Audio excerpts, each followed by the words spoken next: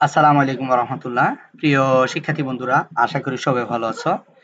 আজকের এই ক্লাসে আসার জন্য, ভিডিওটি দেখার জন্য তোমাদের সবাইকে স্বাগত, শুভেচ্ছা এবং অভিনন্দন জানাচ্ছি।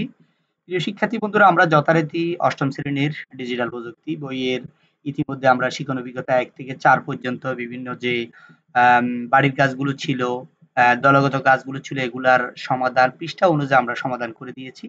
তোমরা আমাদের চ্যানেলের ক্লাস 8 এর প্লেলিস্টে গেলে, ওখানে বিষয়ভিত্তিক ক্লাস 8 এ গেলে ওখানে আমাদের ডিজিটাল প্রযুক্তির বইগুলোর যে সমাধানগুলো রয়েছে, যে সিরিয়ালি এই ক্লাসগুলো রয়েছে, তোমরা একটু দেখে আসতে পারো। তো আজকে শিক্ষণ অভিজ্ঞতা ৫ এর চলো নেটওয়ার্কে সংযুক্ত হই।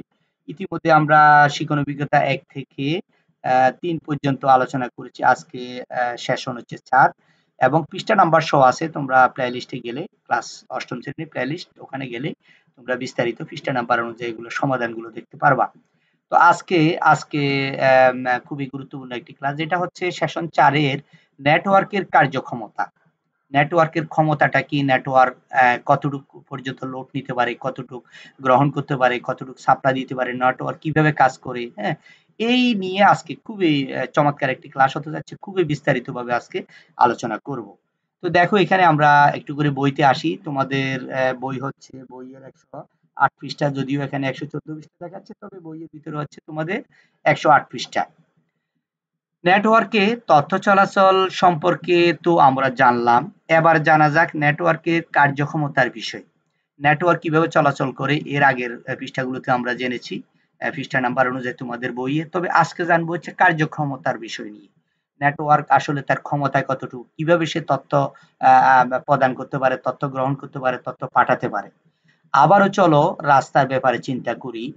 যে রাস্তাটা অনেক প্রশস্ত, সেখানে অনেকগুলো লেন থাকবে এবং অনেকগুলো গাড়ি একসাথে চলাচল করতে পারবে।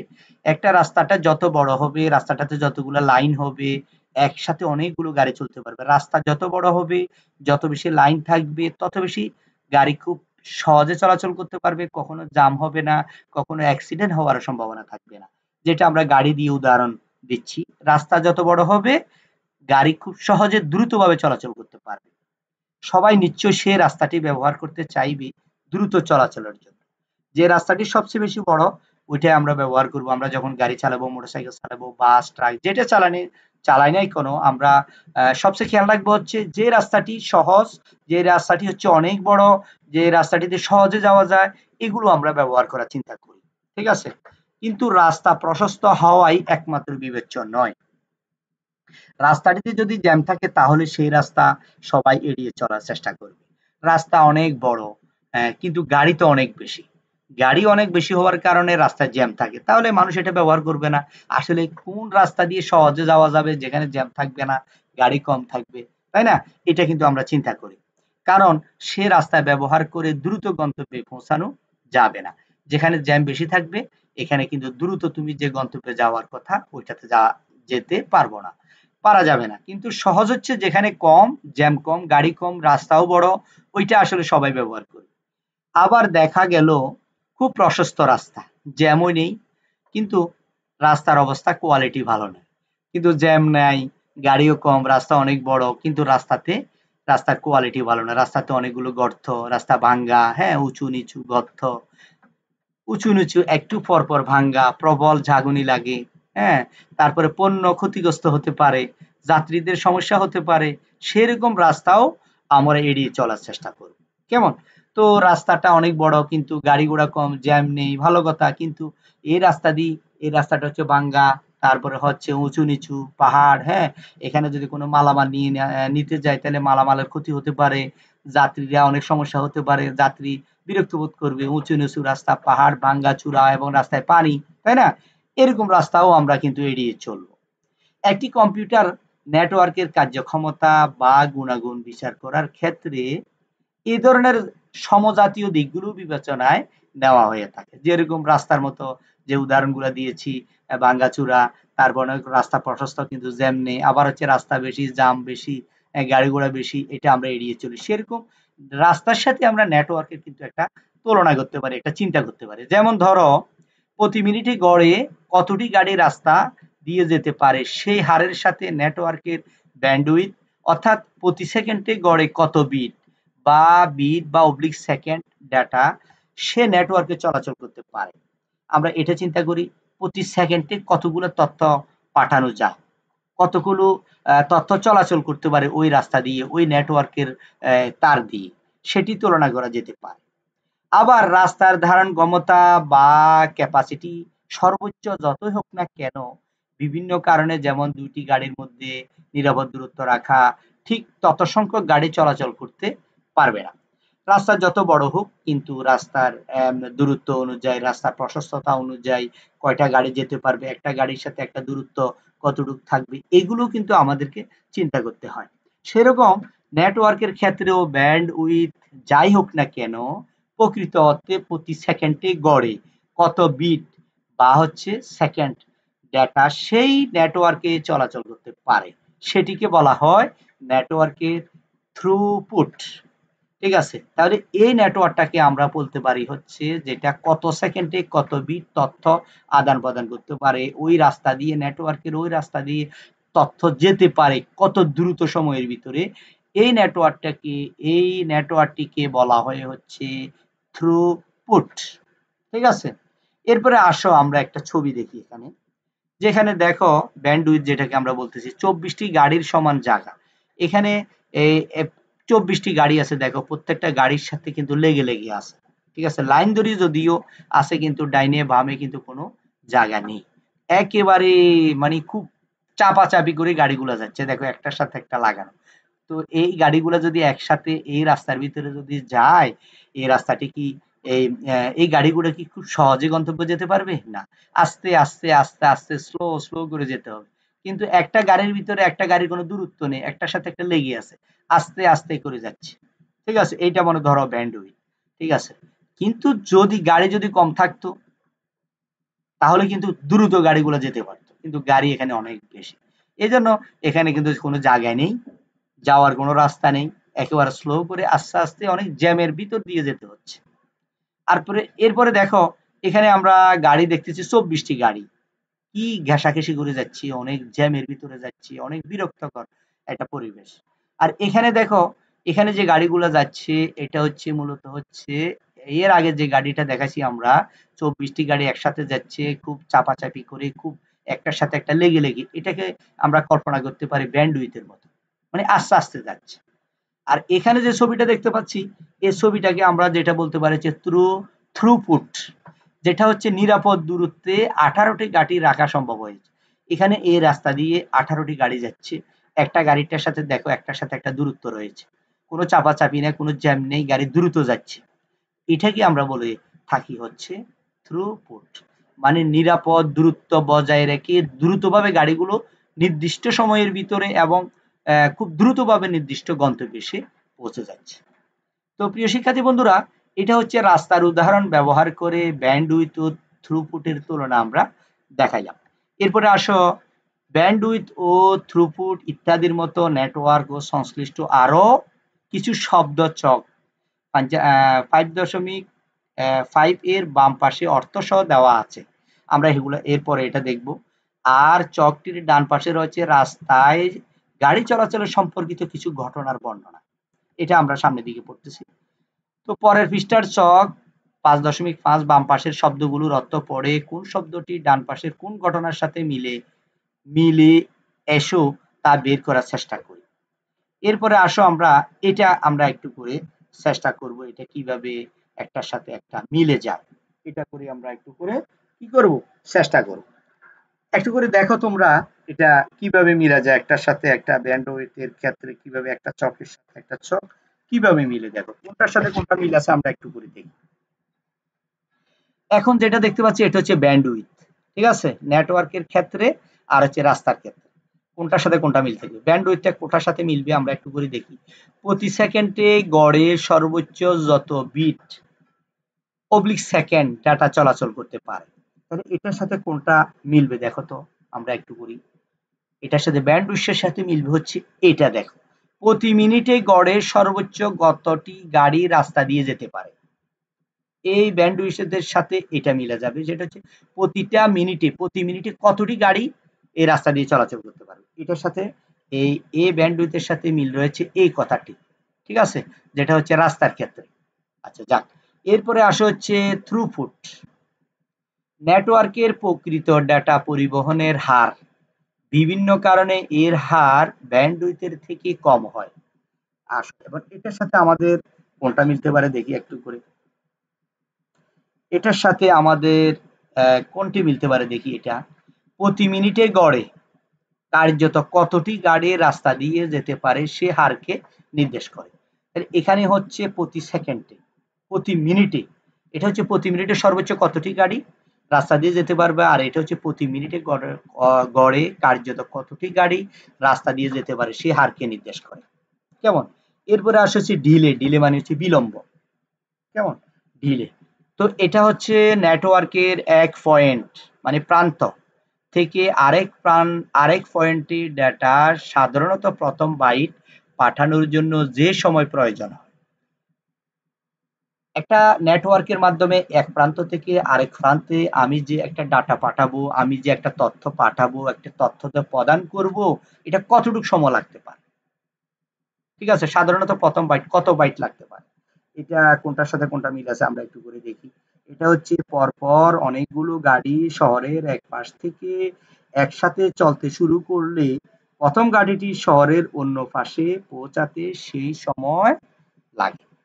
ঠিক আছে, এই যে এটা পরপর অনেকগুলো গাড়ি শহরের এক পাশ থেকে একসাথে চলতে শুরু করলে সর্বশেষ গাড়ির শহরের অন্য পাশে পৌঁছাতে যে সময় লাগে।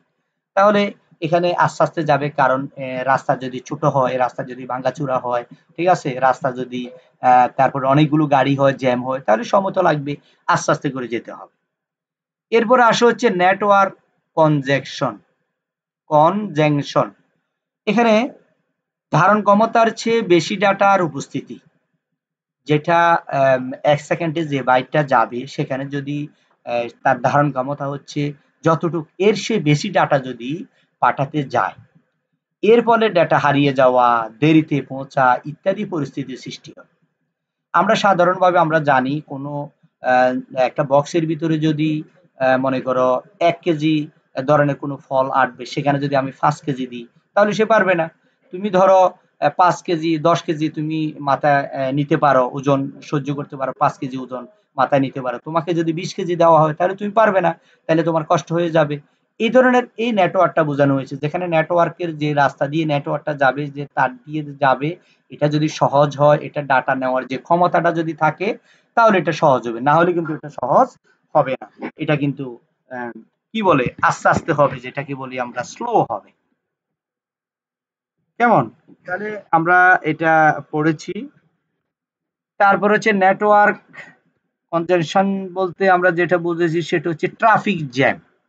ঠিক আছে, যে আমরা যেরকম গাড়ির ভিতরে একটা রাস্তা দিয়ে যদি অনেকগুলো গাড়ি যাচ্ছে, রাস্তা হচ্ছে ছোট, রাস্তা হচ্ছে ভাঙাচোরা, তাহলে কি হয়ে যাবে, গাড়ির জ্যাম বেজে যাবে। সেরকম তুমি যদি কোনো তথ্য পাঠাতে যাও, তথ্য পাঠাতে গেলে তোমার ওই লাইন যদি, নেটওয়ার্কের যে লাইনটা যদি সরু হয়, এটা যদি বেশি জ্যাম পড়ে থাকে, তথ্য বেশি লোড নেয়, তাহলে সেটা স্লো হবে। ঠিক আছে, এরপর আসি আমরা হচ্ছে ল্যাটেন্সি। তাহলে এটা কি জিনিস, এটা এর আগে আমরা ভিডিওগুলোতে ল্যাটেন্সি সম্পর্কে আলোচনা করেছি, তোমরা একটু এর আগের ক্লাসগুলো একটু দেখে নিবা পৃষ্ঠা অনুযায়ী। ল্যাটেন্সি দিয়ে সাধারণত নেটওয়ার্কের এক পয়েন্ট বা প্রান্ত থেকে আরেক পয়েন্টে সম্পূর্ণ বার্তা পাঠানোর জন্য প্রয়োজনীয় সময়। মনে করো আমি যে একটা তথ্যটা পাঠাচ্ছি বাংলাদেশ থেকে, আমি যে আমেরিকাতে একটা তথ্য পাঠাবো, এখন এটার এ প্রান্ত থেকে বাংলাদেশ থেকে যে তথ্যটা যার কাছে পাঠাবো, ওই প্রান্ত পর্যন্ত পাঠানোর একটা সময়। ঠিক আছে, এখন এটার সাথে আমাদের রাস্তার পয়েন্ট যদি আমরা মিলাতে চাই, তাহলে কোনটা মিলবে আমাদের দেখো। পরপর অনেকগুলো গাড়ি, এই যে এটা মিলবে। পরপর অনেকগুলো গাড়ি শহরের এক পাশ থেকে একসাথে চলতে শুরু করলে সর্বশেষ গাড়ির শহরের অন্য পাশে পৌঁছাতে যে সময়টা লাগে, এটা হচ্ছে গাড়ির ক্ষেত্রে। ঠিক আছে, এরপরে আসো প্রিয় শিক্ষার্থী বন্ধুরা, তাহলে নেটওয়ার্ক সম্পর্কিত বেশ কিছু বিষয় তো আমরা জানলাম। এবার এসো দেখি কিভাবে নেটওয়ার্কের ব্যান্ডউইথ এবং থ্রুপুট নির্ণয় করা যায়। আমরা এবার একটি গাণিতিক সমস্যা সমাধান করার চেষ্টা করব। গাণিতিক সমস্যাটা হলো, একটি নেটওয়ার্কে 10 কিলোবাইটের একটি ফাইল গন্তব্যে পাঠাতে সর্বনিম্ন 2 সেকেন্ড সময় লাগে। বিভিন্ন কারণে বিলম্ব হওয়ায় এই নেটওয়ার্কে 15 কিলোবাইটের একটি ফাইল পাঠাতে 5 সেকেন্ড সময় লাগলো। নেটওয়ার্কটির ব্যান্ডউইথ এবং থ্রুপুট কত হবে? এটা নিয়ে আমরা একটা গণিতের সমাধানটা একটু জানবো। দেখো, আমরা জানি 1 কিলোবাইট সমান হচ্ছে 1000 বাইট। ঠিক আছে? সুতরাং 10 কিলোবাইট, তাহলে 10 দিয়ে আমরা 1000 কে পূরণ দিলাম, তাহলে কত হলো? 10000 বাইট। আবার 1 বাইট সমান হচ্ছে 8 বিট।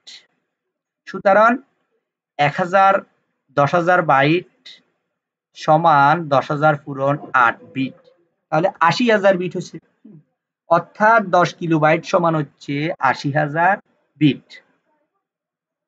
নেটওয়ার্কটিতে যদি 10 কিলোবাইটের ফাইল পাঠাতে সর্বনিম্ন 2 সেকেন্ড সময় লাগে, তাহলে 10 কিলোবাইটের একটা ফাইল যদি আমরা পাঠাতে যাই 2 সেকেন্ড সময় লাগবে। তাহলে এবার আসো 2 সেকেন্ডে পাঠানো সম্ভব 80000 বিটের ফাইল। সুতরাং 1 সেকেন্ডে পাঠানো সম্ভব 80000 ভাগ 2, তাহলে 40000 বিটের ফাইল। ঠিক আছে? আমরা জানি প্রতি সেকেন্ডে গড়ে সর্বোচ্চ যত বিট অবলিক সেকেন্ড ডেটা চলাচল করতে পারে তাকে আমরা ব্যান্ডউইথ বলি বা ব্যান্ডউইথ বলে। অর্থাৎ এখানে নেটওয়ার্কের ব্যান্ডউইথ হচ্ছে 40000 বিট সেকেন্ড বা বিপিএস। কিন্তু প্রকৃতপক্ষে নেটওয়ার্কটির মাধ্যমে 5 সেকেন্ডে 15 কিলোবাইট ফাইল পাঠানো গিয়েছে। এখানে 15 কিলোবাইট সমান 15 পূরণ 1000, তাহলে 15000 বাইট। তাহলে 15000 বাইট আমরা জানিয়েছি 1 বিট সমান, হ্যাঁ, আমরা এর আগে কোথায় পড়েছি দেখো একটু করে, এই যে, হ্যাঁ, 1 বাইট সমান হচ্ছে 8 বিট। তাহলে 15000 বাইট পূরণ 8 বিট, তাহলে কত হইল? 1,20,000 বিট। সুতরাং থ্রুপুট হইল 1,20,000 বিট ভাগ 5 সেকেন্ড সমান হচ্ছে 24,000 বিট সেকেন্ড বা বিপিএস। তাহলে আমরা যে সমাধানটি করেছিলাম আমাদেরকে বলা হয়েছিল 5 সেকেন্ডে নেটওয়ার্কটি 5 সেকেন্ডে আমাদের যে ফাইলটা পাঠানোর 15 কিলোবাইটের যে ফাইলটি পাঠাতে আমাদের 5 সেকেন্ডের সময় লাগবে কত? 5 সেকেন্ডে আমাদের সময় লাগবে হচ্ছে কত বাইট লাগবে, আমাদের কত সেকেন্ড লাগবে, সেটা হচ্ছে 24,000 বিট বা সেকেন্ড বা বিপিএস সময় লাগবে। তো প্রিয় শিক্ষার্থী বন্ধুরা, আমরা আজকে এতটুকু পর্যন্ত পড়লাম, জানলাম। তোমাদের এই বিষয়গুলো নিয়ে আজকের ক্লাসটি সম্পর্কে কোনো বিষয় যদি না বুঝো একটু কমেন্টস করে জানাবে। এরপরে আমরা আরেকটি সমাধান করব, সেটা হচ্ছে এবার এসো একইভাবে আমরা নিজেরা একটি গাণিতিক সমস্যার সমাধান করি। এখানে একটা গণিত দেওয়া আছে, এটা সমাধানটা আমরা করব পরবর্তী ক্লাসে। কেমন? এটা আমাদের পৃষ্ঠা নম্বর হচ্ছে, তোমাদেরকে বইয়ের পৃষ্ঠাতে যাই একটু করে, বইতে যদি যাই আমরা আমাদের ডিজিটাল প্রযুক্তি বইয়ের ভিতরে যে সমাধানটি দেওয়া আছে, আমরা এটা সমাধানটা করব হচ্ছে 117 পৃষ্ঠা। কেমন? যেমন এখানে বলা হয়েছে গাণিতিক নেটওয়ার্কের 1 কিলোবাইটের একটা ভিডিও পাঠাতে যদি সর্বনিম্ন 5 সেকেন্ড সময় লাগে, নেটওয়ার্কের কনজেশন থাকায় নেটওয়ার্কটির মাধ্যমে 10 কিলোবাইটের একটি ফাইল পাঠাতে 1 মিনিট সময় লাগলো। নেটওয়ার্কটির ব্যান্ডউইথ থ্রুপুট কত হবে? এই যে সমাধানটি আমরা করব আগামী ক্লাসে তোমাদের 117 পৃষ্ঠাতে। কেমন? 117 পৃষ্ঠার সমাধানটা আমরা পরবর্তী ক্লাসে জানবো। তো প্রিয় শিক্ষার্থী বন্ধুরা, সবাই ভালো থাকো, সুস্থ থাকো। পরবর্তী ক্লাসটি দেখার আমন্ত্রণ জানিয়ে আজকের ক্লাসটি এখানে শেষ করলাম। সবাই ভালো থাকবে, সুস্থ থাকবে। আসসালামু আলাইকুম ওয়া রাহমাতুল্লাহ।